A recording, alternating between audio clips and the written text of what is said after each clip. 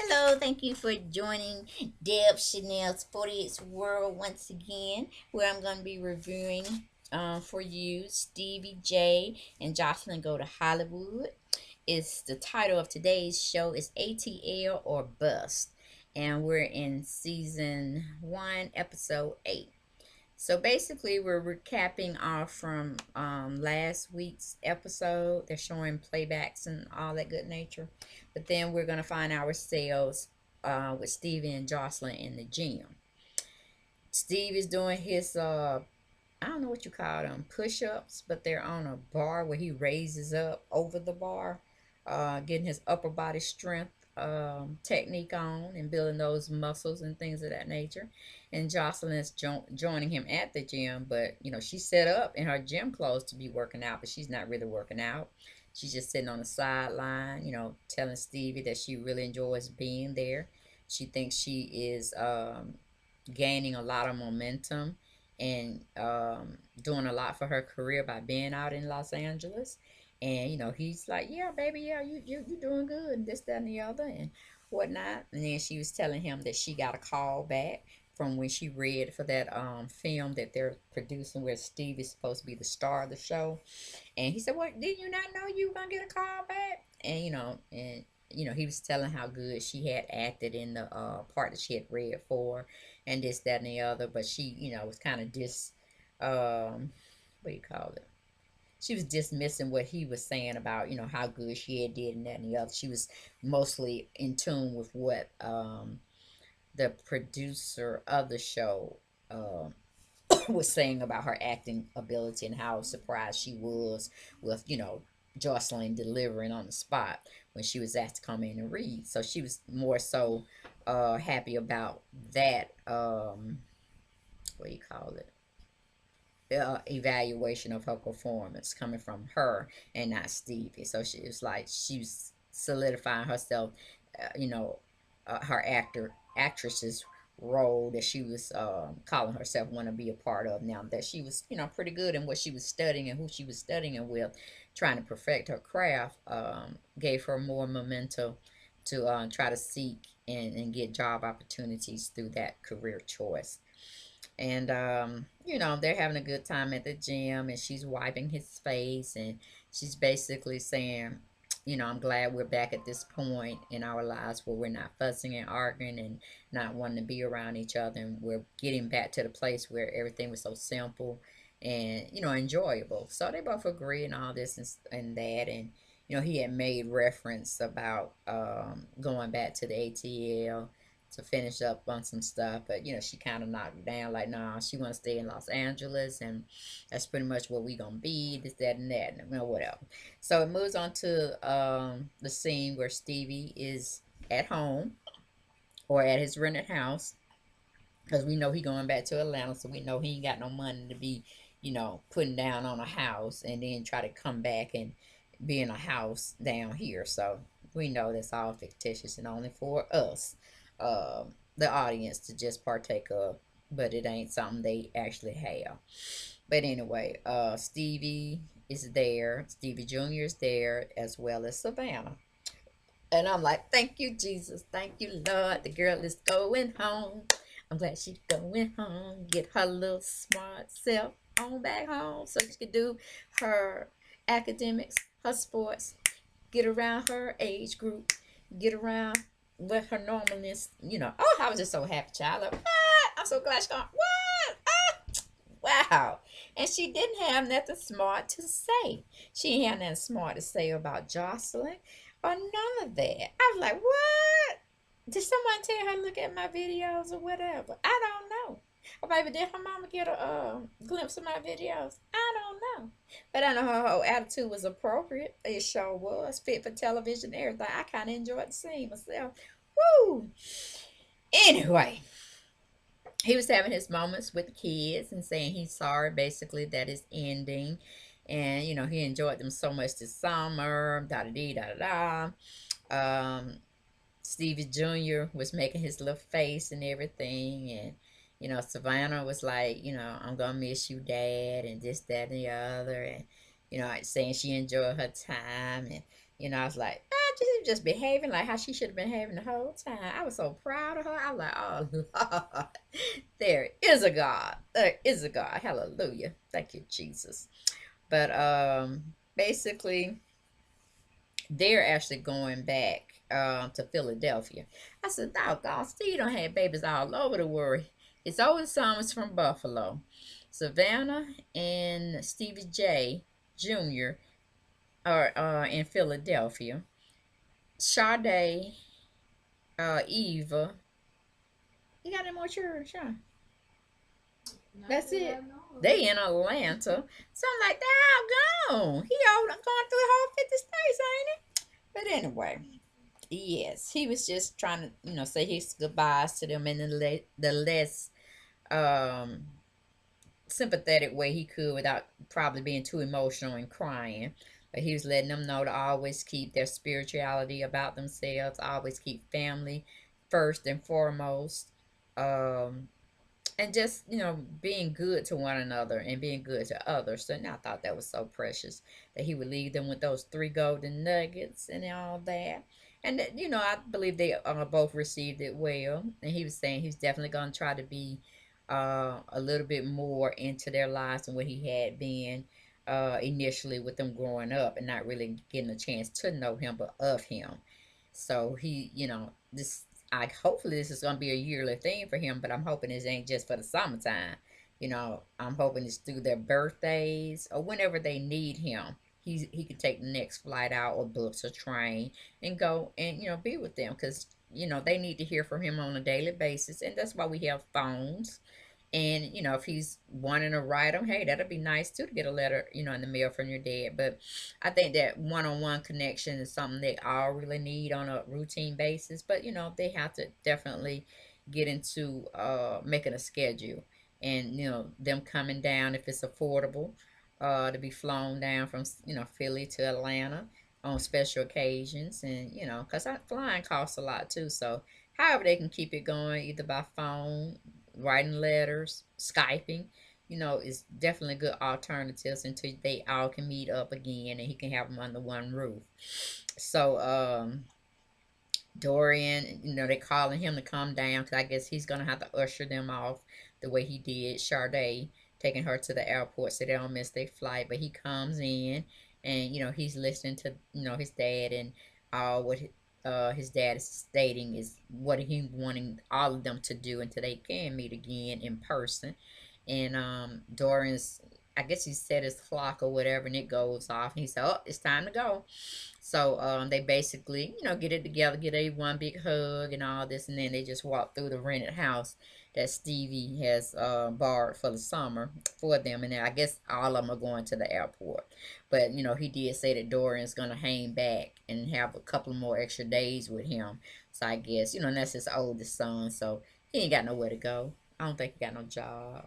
And I think he's trying to actually come out there with Stevie. But see, as you can tell, that was a farce because Steve finna go back to Atlanta, so maybe he's thinking about moving to Atlanta for a while.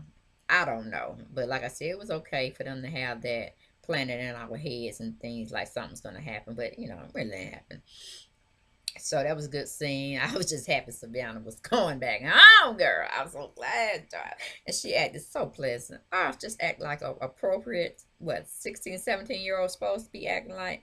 I ain't had no problem with Stevie J Jr. because he didn't really want to be on the camera that much. And when he was just smiling. He gave us what we needed to know. And he got on our camera. But that's Savannah, girl. Oh. Like I said, I had to give her the best turnaround award. Give it to her right here. Let them know she has one from me. She got the best turnaround attitude award. I'm so glad. So glad. Let her know I got it for her. It'll be waiting here. Stevie J can, look me up because we both in Atlanta. He coming back. He's already here. Ship that off to her to Philly. But yes. Most improved player. Most improved player of the show. Whew. Anyway, moving on. We go on to Faith Evans and Stevie. And he's having to go back to tell her, look, it ain't working out. It ain't working out. And, I can record anywhere. And Puffy don't necessarily need me in LA. And I just gotta go. I just gotta go where baby Eva is because she's the youngest one out of the clan of children he have, and Mimi definitely ain't gonna let her come to Los Angeles to be doing nothing because her life has been, um, I guess, stable in Atlanta, and she's having her business here, and she's doing other little things, and she just don't feel like uprooting Eva when it's so quick for Stevie to be uprooted and come back to Atlanta from where he left, because that's where he's basically been spending most of his time and doing his little businesses as well as entertainment opportunities. They've been in Atlanta, so he need to hightail his behind back. So he basically talks with Faith and let her know, what has transpired and that, there he got them to move the filming to back to Atlanta instead of them filming in Los Angeles. And his baby girl Eva's there and she's at that particular age where a father needs to be in her life because the dynamics of a child at that age, kids are cruel. They want to know where her dad is, why they always seeing her mama, and then she done got to where she got her own little personality and her own little voice, and when she want to see her dad, she probably clowning him, honey. She probably calling that joker every hour on the hour. Where you at, Daddy? You need to come on and be here with me. And it's probably tugging at his heartstrings that she's gotten to the age where she can talk and tell him what's on her mind, this, that, and that, and it ain't her mama putting stuff in her head because we all know they good on a good level because they all slept together, so yeah, of course they on a good level. Ain't that no it's all water on the bridge, whatever they were fussing about. It's all water on the bridge. So he just told Faye he think the right thing is to uproot him and Jocelyn. They go back to Atlanta and finish off what they left here prior to coming to Los Angeles and trying to make some moves and movers and shakers and all that. And she felt like, yes, you need to go on back. You need to go and handle your family. Your family is mostly there. Your mother's there. Your dad's there. Your little girl is there who you need to really be in her life at this time because pretty much Savannah, Dorian, Stevie Jr., and Savannah, they are pretty much old enough to, know what life is all about and how a parent has to make decisions, good decisions. And, they pretty much have to be on guard of what their children do now because it's not like you have to provide for them and this that and the other and watch them grow. Now they're at that pivotal age where they get in trouble, they can go to jail and this that and the other, and again you failed them. So it's, yeah, you need to be in their lives at this stage because they are very impressionable and they can get with the wrong crowd or come up with some negative issues, and that you need to really be on them. And then like I said, baby Eva is missing her dad and she really hadn't had that much time with him, so he need not miss out on any time like he did with the rest of his kids with her. So she was like, kudos, but you still gonna introduce me on this little concert we're doing at the park, right? He's like, oh yeah, yeah, yeah, I'm gonna come and do that. I'm gonna send you off in good fashion and all that. And you know, she was I was just happy that he was putting family first instead of him chasing his dream and the money like he had done in the past with the rest of his kids. So she said, yeah, go on, keep repairing those relationships and this time put family first. So that's pretty much what it was, and she was okay with that and everything. And she's like, she told him, you can do all of your vocal tracks and stuff and send them to Puffy because he's in Atlanta a lot of times as well, and the film is gonna be for your new movie or show is gonna be headed off in Atlanta. So yeah, you're making the right decision. So she was okay with that. So the scene went next to that night where they were still having a concert. Stevie J had introduced her. He's been the MC for her that particular night on that showing. And it was she was grooving, Never knew a love like this before. She was, handling her stuff on stage, and she was trying to throw some shine to Jocelyn, because she was like behind the scenes, and she brought Jocelyn out on stage, and Jocelyn was trying to do her little moves and doing them, and just look like she could have been a little band member up there, But it was a nice showing, and of course, they both were having a very good time. Everybody was not in their feelings. They were basically jamming and grooving and just having a good time that particular night. Her show was, and like I said, Jocelyn was dancing, getting her. Wasn't no raunchy dance going on. She was just stepping to the beat and moving her hands and all like that. And then the show ended. And then went to commercial, came back. We had Stevie and Joselyn. They're eating at some little restaurant that's closed off. I guess they're in the back, and you know, everything's being catered to them, but they're not with the other patrons of the restaurant. And Jocelyn's going over with him and what he's eating, and what he's been served, and basically she's having a salad, and he was talking about he was eating some octopus, and I was like, ain't an octopus, but he gonna make something erotic, here or there, just to get a laugh and stuff. And she was just tripping with him, and just saying, I don't want that, I'll just stick to my salad, it look nasty and stuff like that.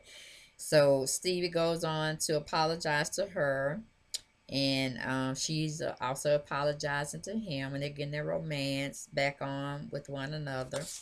And they're talking and smiling and all this stuff, and then in walks Mimi.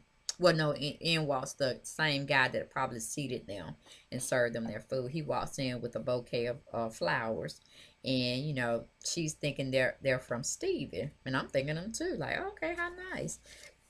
And the waiter that's bringing her the flowers, he's saying no, it's not, from Senor, or I mean, I guess Stevie.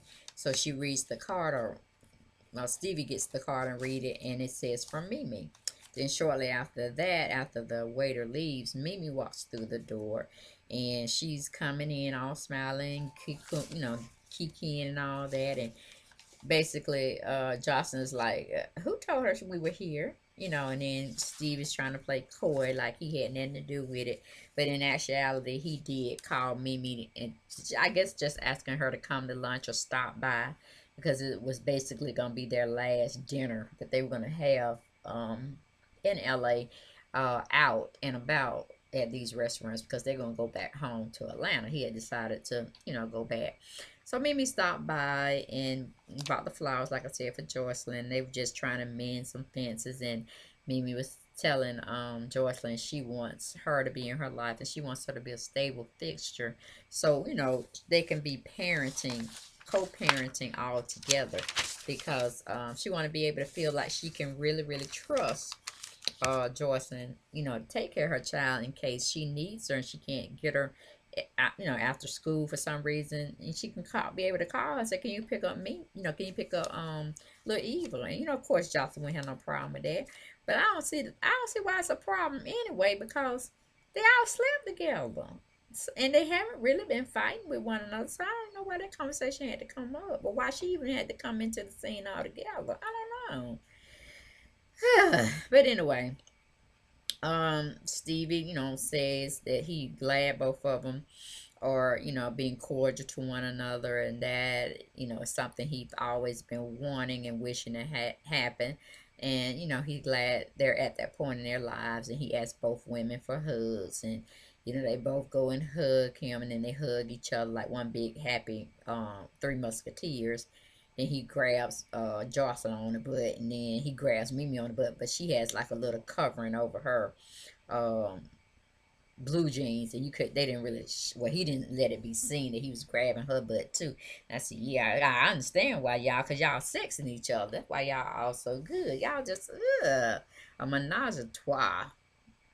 Anyway, it moves on to another scene where Jocelyn and the photographers, or her photographer and her glam squad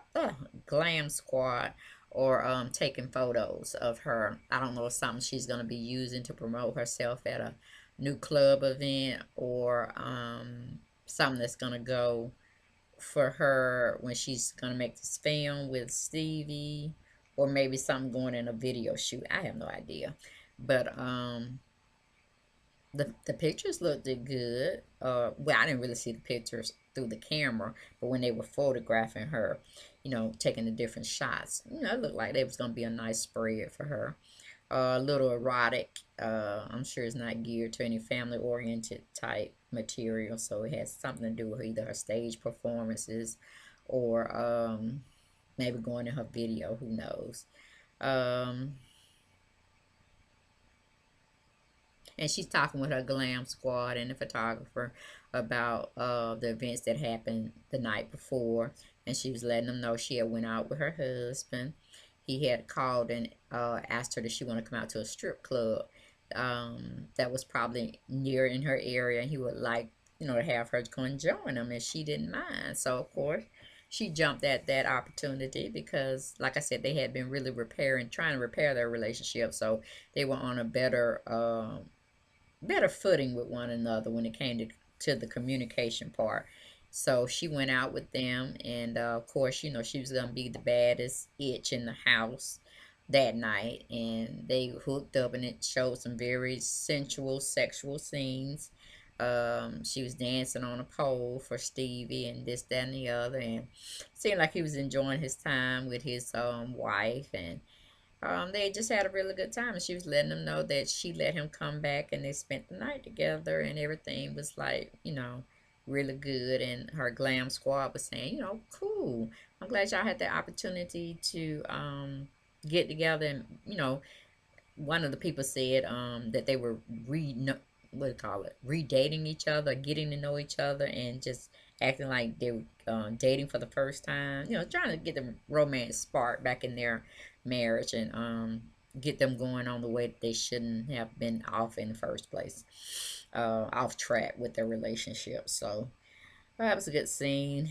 Then it goes back to Joseline and Stevie. Jocelyn is on her photo video shoot where she's by an ocean, but she's filming by some rocks, and they're taking a lot of nice pictures, photos of her. And Stevie drives up, looked like he was in a Maybach, but we know it had to be rented also, just for show. And he gets out and goes to talk with her, pulls away from her video shooting event, and or maybe they were already done because she had got herself in a shawl, or some kind of apparel where the wind wasn't messing with her hair or anything, because she had shrouded it up and everything. And it seemed like it was kind of windy out there too. But he was letting her know that, hey, I know you like it here because you've expressed it throughout this episode that you're trying to be a mover or shaker, and you're trying to get your career to go towards the filming industry, and you like being out here in LA. But since the film is going to be moved to Atlanta, we got to go back. We got to go and make that money back in Atlanta, where it all started from. And she's saying on camera that Stevie lied to her, and through her confessionals that he going back to his same old lying behavior, his same old tactics, and just getting all upset. But it wasn't about that, because she knew there was only so many episodes they were going to have of this show, and she going to have to come back. So we don't really know. I don't think they're going to have a reunion. There's no sense to have no reunion, since it was basically all about them.